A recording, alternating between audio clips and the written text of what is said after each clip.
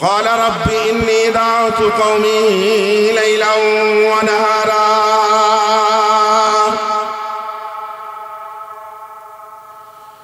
فلم يزدهم دعائي إلا فرارا وإني كلما دعوتهم لتغفر لهم جعلوا أصابعهم في آذانهم واستغشوا ثيابهم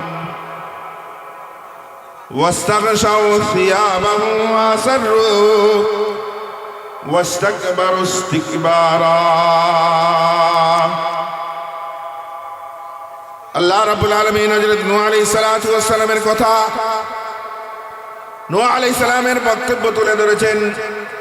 হযরত নূহ পয়গম্বর বলতেছেন, আমি আমার কওম, আমার জাতিকে, আমার মিল্লাতকে ইন্নী দাউতু কওমি লাইলান ওয়া নাহারা, আমার জাতি এবং মিল্লাতকে, আমার কওমকে, আমার সম্প্রদায়কে দিনে রাতে তাদেরকে এক আল্লাহর আনুগত্য করার জন্য, এক আল্লাহর ইবাদত করার জন্য, এক আল্লাহর গোলামি করার জন্য তাদেরকে আহ্বান করে দিনে রাতে, লাইলান ওয়া নাহারা,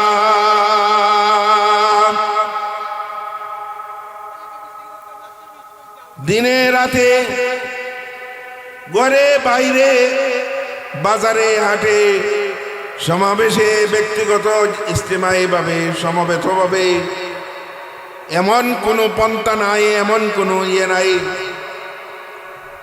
হযরত নূহ পয়গম্বর তাদেরকে, তার উনার কওমকে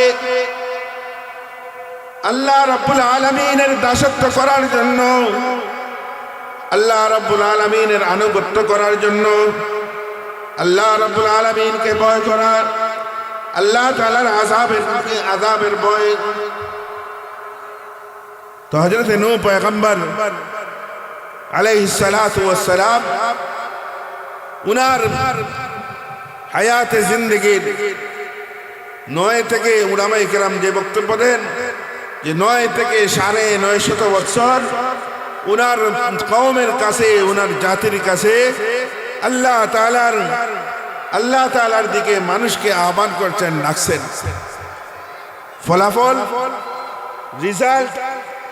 ফলাফলটা হযরত নূহ আলাইহিস পয়গম্বর আলাইহিস সালাতু ওয়াস সালামের দাওয়াতের আহ্বানে সাড়া দিয়ে অল্প কিছু সংখ্যক মানুষ উনার আনুগত্য, উনার কথাগুলা মানিয়ে নিয়েছে। একটা সময় দাওয়াতের ময়দানে যখন মেহনত করতেছেন, তো উনার কওম, উনার জাতি উনার কথাগুলা তো শুনে নাই, বরং যখন উনি দাওয়াত দিতেন, ওয়া ইন্নী কুল্লামা দাউতুহুম লিতাগফিরা লাহুম জাআলু আসাবিআহুম ফি আযানিহিম ওয়াস্তাগশাউ সিয়াবাহুম ওয়াসাররু ওয়াস্তাকবারু ইস্তিকবারা। হযরত নূহ আলাইহিস সালাতু ওয়াস সালাম উনার কওমকে বুঝাইতেন, দাওয়াত দিতেন। উনার কওম উনার কথাগুলা শুনতো না, উনার কওম উনার কথাগুলা মানত না, বরং উনার এই দাওয়াতের আহ্বানের আওয়াজ যাতে করে উনার কথাগুলা তাদের কানে না পৌঁছে, সেই জন্য তারা কানে আঙ্গুল ঢুকায় দিত। শুধু আঙ্গুল ঢুকানো সীমাবদ্ধ নয়, আঙ্গুলের মধ্যে কাপড় পেঁচাইয়া তারা কান কর্ণগুলোকে বন্ধ করে দিত। উনি দাওয়াত দিলে ওরা পলায়ন করত, উনার উপর বিভিন্নভাবে নির্যাতন করত।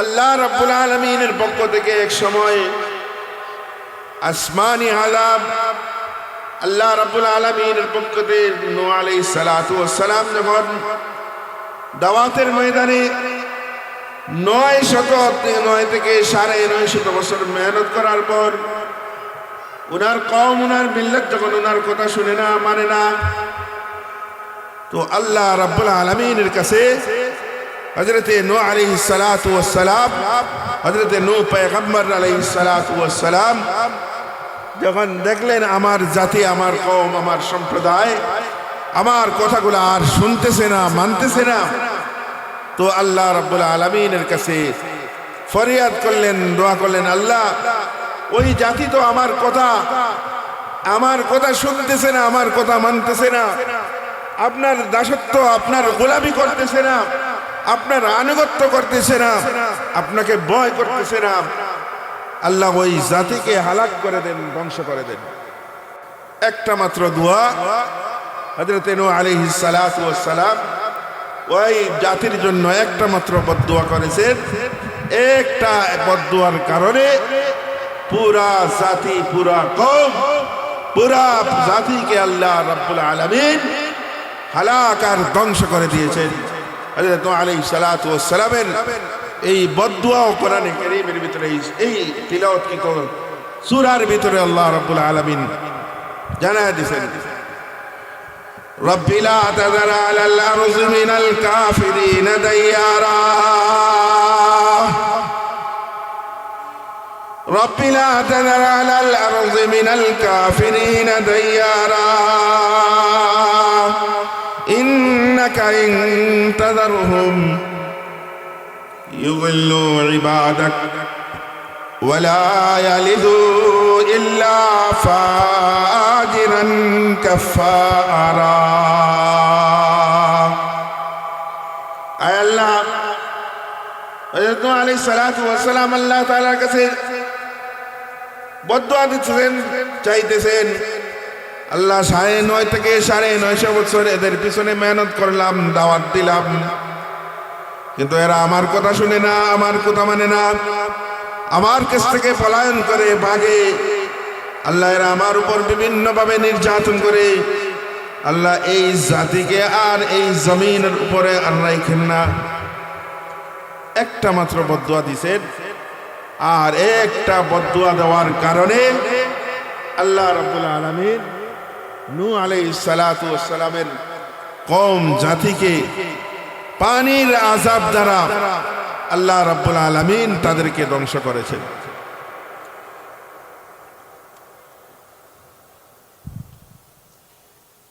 তো এইভাবে হযরত নূহ আলাইহিস সালাতু ওয়াস সালাম সহ আল্লাহ রাব্বুল আলামিন অসংখ্য অগণিত পয়গম্বর আলাইহিস সালাতু ওয়াস সালাম দুনিয়াতে প্রেরণ করেন। যারাই আম্বিয়া আলাইহিস সালাতু ওয়াস সালামের গণের কথা শুনছে, মানছে, তাদের আনুগত্য করছে, তাদেরকেও আল্লাহ রাব্বুল আলামিন দুনিয়াতে পুরস্কৃত করেছে। আখিরাতেও আল্লাহ রাব্বুল আলামিন, পরকালেও চূড়ান্ত পুরস্কার তাদেরকে আল্লাহ রাব্বুল আলামিন দান করবেন। তো এই জন্য দাওয়াতের মেহনত, যেই বুনিয়াদের উপরে এই সমস্ত মাদ্রাসাগুলো প্রতিষ্ঠিত হয়েছে, এই নবীওয়ালা মিশন, নবীওয়ালা কাজগুলা, এই কাজগুলা এই সমস্ত প্রতিষ্ঠানের বুনিয়াদী উসুল এবং এইগুলা তাদের মিশন। দারুল উলুম দেওবন্দ এই 4টা মিশন, নবীওয়ালা 4টা মিশনের মিশন কার্যকর করার জন্য, 4টা মিশন বাস্তবায়ন করার জন্য এই দারুল উলুম দেওবন্দ প্রতিষ্ঠিত হয়েছে। এই জন্য দাওয়াতের মেহনত অত্যন্ত গুরুত্বপূর্ণ মেহনত। উলামায়ে কেরাম বলেন এই মেহনত সমস্ত ভালো কাজের গুড়া আল্লাহ রাব্বুল আলামিন ওই দারুল উলুম দেওবন্দ থেকে এই মিশন যখন শুরু হয়, এই কাজ যখন শুরু হয়, প্রতিষ্ঠিত হয়, তো এই 4টা কাজ, যে নবীওয়ালা 4টা কাজ, দাওয়াত, তালিম, তাজকিয়া নফস, জিহাদ ফি সাবিলিল্লাহ, দেখা গেছে ওইখান থেকে এই 4টা কাজের 4টা মিশন, নবীওয়ালা মিশন, নবীওয়ালা কাজ যে ওইখান থেকে শুরু হয়েছে এবং আজ অব্দি ওই মিশনগুলা চলমান। এই জন্য আমাদের দায়িত্ব আমাদের কর্তব্য, আমাদের করণীয়। হযরত নূহ নবীর ঘটনা আলোচনা শুধু নূহ নবী নয়, আল্লাহ রাব্বুল আলামিন সমস্ত নবী तमाम আম্বিয়া আলাইহিস সালাতু ওয়াস সালামকে এই মিশন দিয়া, এই সমস্ত মিশন দিয়া দুনিয়াতে প্রেরণ করেছেন। এই যে এই সমস্ত মিশন নবীদের মিশন ছিল, নবীগণের মিশন ছিল, নবীগণের কাজ ছিল। এই কথা হযরত ইব্রাহিম আলাইহিস সালাতু ওয়াস সালাম, ইব্রাহিম আলাইহিস সালাতু ওয়াস সালামের একটা দোয়ার মধ্যে আল্লাহ রাব্বুল আলামিনের কাছে দোয়া করেছিলেন, প্রার্থনা করেছিলেন, রব্বানা ওয়াবাস ফীহিম রাসূলাম মিনহুম ইয়াতলু আলাইহিম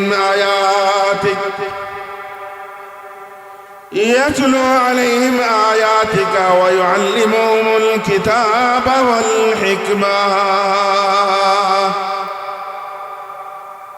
হযরত ইব্রাহিম আলাইহিস সালাতু ওয়াস সালাম আল্লাহ রাব্বুল আলামিনের কাছে এই দোয়া করেছিলেন যে আল্লাহ, আমার বংশধরের ভিতর থেকে, আমার নসল থেকে দুনিয়াতে এমন নবী রাসূল পাঠান, যেই নবী রাসূলের কাজ হবে, যেই রাসূলের কাজ হবে, যেই নবীর কাজ হবে আতলু আলাইহিম আয়াতিক, যে আসমান থেকে যে কিতাব নাযিল হবে ওই কিতাবগুলা উম্মতকে পড়ে পড়ে শোনাইবেন। ওই আল্লিমুহুমুল কিতাব, ওই আসমানি কিতাব উম্মতকে শিক্ষা দিবেন। এই জন্য হযরত নূহ নবী থেকে নিয়ে আখির নবী বিশ্ব নবী হযরত মুহাম্মদুর রাসূলুল্লাহ সাল্লাল্লাহু আলাইহি ওয়াসাল্লাম পর্যন্ত সমস্ত নবীদের আরো যত কাজ ছিল, এর মধ্যে একটা কাজ ছিল দাওয়াতের মিশন, দাওয়াতের কাজ। এই জন্য আমরা আখেরি নবীর উম্মত হিসাবে, আখেরি পয়গম্বরের উম্মত হিসাবে আমাদেরও কাজ, আমাদেরও দায়িত্ব, আমাদেরও কর্তব্য হইল যে আমরা মানুষকে কল্যাণের দিকে আহ্বান করা, মানুষকে সৎ কাজের আদেশ দেওয়া, অসৎ কাজ থেকে নিষেধ করার চেষ্টা করা। এটা আমাদের দায়িত্বের আওতায় পড়ে, এটা আমাদের কর্তব্য। যদি আমি এই দায়িত্ব আদায় না করি, এক হাদিসে আল্লাহ রাসূল সাল্লাল্লাহু আলাইহি ওয়াসাল্লাম ইরশাদ ফরমান, কুল্লুকুম মাসউলুন ওয়া কুল্লুকুম মাসউলুন আন রায়াতিহি। আমাকে আমার দায়িত্ব সম্পর্কে, আমার কর্তব্য সম্পর্কে, আমার দায়িত্ব এবং কর্তব্য সম্পর্কে আমাকে জিজ্ঞাসিত করা হবে। এখন আমি মনে করতেছি আমি কোনো দায়িত্বশীল না। আমার উপরে, আমার জিম্মায়, আমার আওতায়, আমার দায়িত্বের আওতায় পড়ে না মানুষকে কল্যাণের দিকে আহ্বান করা, মানুষকে হেদায়েতের দিকে, হেদায়েতের পথ দেখানো, মানুষকে ভালো কাজের আদেশ করা, মানুষকে খারাপ কাজ থেকে বিরত রাখার চেষ্টা করা। এটা আমার দায়িত্ব। আমি মনে করতেছি, আমরা মনে করতেছি এটা আমার দায়িত্বের আওতায় পড়ে না। না না না, আমি যদি পরিবারের দায়িত্বশীল হয়ে থাকি, আমি যদি এলাকার দায়িত্বশীল হয়ে থাকি, আমি যদি পাড়া প্রতিবেশীর দায়িত্বশীল হয়ে থাকি, তাইলে অবশ্যই আমার এই কাজগুলা মানুষকে কল্যাণের দিকে আহ্বান করা, মানুষকে সৎ কাজের আদেশ করা, মানুষকে হেদায়েতের দিকে আহ্বান করা, মানুষকে খারাপ কাজ থেকে বিরত রাখার চেষ্টা করা, এটা আমার দায়িত্বের আওতায় পড়ে। যদি আমি এই দায়িত্ব আদায় না করি, তাইলে কিয়ামতের দিন আল্লাহ রাব্বুল আলামিনের আদালতে আমাকে জিজ্ঞাসিত করা হবে। এই জন্য আমাদের সন্তান, আমি পরিবারের দায়িত্বশীল, কর্তব্যশীল, আমি পরিবার পরিচালনা করি। আমার পরিবারের ভিতরে যদি কোনো খারাপ কাজ হয়, আমার সন্তান যদি কোনো খারাপ কাজ করে, তাইলে তাকে ওই খারাপ কাজ থেকে বিরত রাখার, ওই খারাপ কাজ থেকে ফিরে আনার, ওই মন্দ কাজ থেকে ফিরে আনার দায়িত্ব আমার জিম্মায়, আমার আওতায়। এই সমস্ত মাদ্রাসাগুলাতে এই সমস্ত জিনিসগুলা শিক্ষা দেওয়া হয়। আর যেহেতু এটা মহিলা মাদ্রাসা, আজকে আমাদের এলাকার জন্য এটা গর্ব, আমাদের এলাকার জন্য এটা অহংকার যে আমাদের এলাকার ভিতরে এটা দ্বীনি শিক্ষা প্রতিষ্ঠান, দাওরা হাদিস পর্যন্ত এখান থেকে আলেমা তৈরি হইতেছে। এলাকান থেকে বিভিন্ন জায়গা ইলমের দ্বীনি ইলমি শিক্ষা অর্জন করে বিভিন্ন দেশের বিভিন্ন আনাচে কানাচে ওই দ্বীনি ইলমটা প্রসার করতেছে। এই জন্য এলাকার দায়িত্বশীল যারা আছে, আমরা চেষ্টা করব এই সমস্ত প্রতিষ্ঠানের সাথে, বিশেষ করে আমাদের সন্তানগুলাকে, আমাদের কলিজার টুকরা সন্তানগুলাকে দ্বীনি শিক্ষায়, ইসলামী শিক্ষায় শিক্ষিত করা।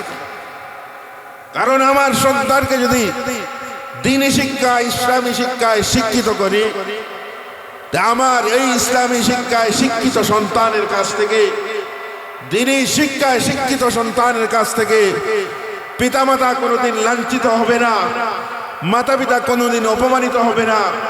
ওই মাতা পিতার মর্যাদা, পিতামাতার দায়িত্ব কর্তব্য যেটা আছে, সমাজের ভালো কাজের দায়িত্ব কর্তব্য যেটা আছে, সেইটা তাদের কাছ থেকে আদায় করা যাবে। এই জন্য এক কবি বলেছেন, আমাকে একজন ভালো মা দাও, আমি একটি জাতি উপহার দিব, একটি জাতি উপহার দিব। আজকে আমাদের মেয়েদেরকে, আমাদের সন্তানদেরকে ইসলামী শিক্ষায় শিক্ষিত করি, এবং ইসলামী শিক্ষায় শিক্ষিত বুনিয়াদী যে শিক্ষা আছে, আপনাদের সন্তানগুলাকে জেনারেল লাইনে শিক্ষায় শিক্ষিত করেন, কোনো অসুবিধা নাই। আপনার সন্তানকে ডাক্তার, ইঞ্জিনিয়ার, দার্শনিক, ফালসাফার বানান, কোনো অসুবিধা নাই। কিন্তু আপনি আপনার সন্তানকে ইসলামী শিক্ষার যে বুনিয়াদী শিক্ষা যেটা আছে, ওই শিক্ষা শিক্ষিত করে গড়ে তুলছেন কিনা, ওইটা সম্পর্কেও আপনাকে জিজ্ঞাসিত করা হবে। এই জন্য আমাদের কলিজার টুকরা সন্তানগুলাকে ওই সমস্ত দ্বীনি প্রতিষ্ঠানে প্রাথমিক শিক্ষা যেটা আছে, কমস কম দাওরা হাদিস পর্যন্ত যদি নাও পারে, অন্তত পক্ষে নুরানি শিক্ষা যেটা আছে, ওই নুরানি শিক্ষার ভিতরে আমার ইসলামী বুনিয়াদী যে শিক্ষা আছে, ইসলামের যে প্রাথমিক শিক্ষা আছে, ওই শিক্ষাটা অর্জন করে যদি ইসলামী শিক্ষায় একজন কোরআনে হাফেজ, একজন কোরআনে হাফেজা, একজন আলেমার যদি হয়, আমি কিয়ামতের দিন আল্লাহ রাব্বুল আলামিন একজন আলেমার বাবা হিসাবে, একজন আলেমার মা হিসাবে আমাকে সম্বোধন করা হবে, আমাকে পুরস্কৃত করা হবে। এই জন্য এই সমস্ত প্রতিষ্ঠানে আমাদেরকে সার্বিক সব লাইনে পরামর্শ দিয়ে, টাকা পয়সা দিয়ে, যে যার অবস্থানে আছে, আমরা আমাদের অবস্থান থেকে সর্বাত্মক সহযোগিতা করার চেষ্টা করব। বিশেষ করে আমাদের এই কচি কাঁচা সন্তানগুলাকে, আজকে আমরা এই কথা বলি না যে জেনারেল শিক্ষায় শিক্ষিত না করুন, এটা কথা বলি না, করে না, অসুবিধা কি? কিন্তু আপনার সন্তানকে ইসলামী শিক্ষা যে আছে, বুনিয়াদী শিক্ষা আছে, আপনার সন্তানকে ওই শিক্ষায় আগে ওই শিক্ষাকে গুরুত্ব দেন, ওই শিক্ষায় শিক্ষিত করে দেন। আজকে নুরানি পদ্ধতিতে যেভাবে আমাদের মাদ্রাসাগুলোতে নুরানি পদ্ধতিতে যেভাবে বাচ্চাদেরকে শিক্ষা দেওয়া হয়, বাংলা ইংলিশ আরবি যেভাবে শিক্ষা দেওয়া হয়, স্কুল কলেজে, স্কুলের ভিতরে, কেজি ইন্টারন্যাশনাল স্কুলের ভিতরগুলোতে ওইভাবে যত্ন সহকারে শিক্ষা দেওয়া হয়। এই জন্য আমি যদি আমার সন্তানকে ইসলামী শিক্ষায় শিক্ষিত করি, ইসলামী শিক্ষায় শিক্ষিত করি, দ্বীনি শিক্ষায় শিক্ষিত করি, তো ওই সন্তান একদিন আমার জন্য, ওই সন্তান একদিন আমার জন্য দুনিয়া ও আখিরাতের কল্যাণ বয়ে আনতে পারে। এই জন্য আমাদের এই এলাকার যারা আমাদের মাইকে কথা শুনতেছি, আমরা জানি, এই জন্য আমরা সন্তানগুলাকে, আমাদের সন্তানগুলাকে প্রাথমিক শিক্ষা হোক আর চূড়ান্ত পর্যায়ে শিক্ষা হোক, শিক্ষিত ইসলামী শিক্ষায়, দ্বীনি শিক্ষায় শিক্ষিত করে গড়ে তোলার চেষ্টা করি। এই উদাত্ত আহ্বান জানিয়ে এবং আজকের এই মাহফিলকে আল্লাহ তাআলা ভরপুর কামিয়াব করুক।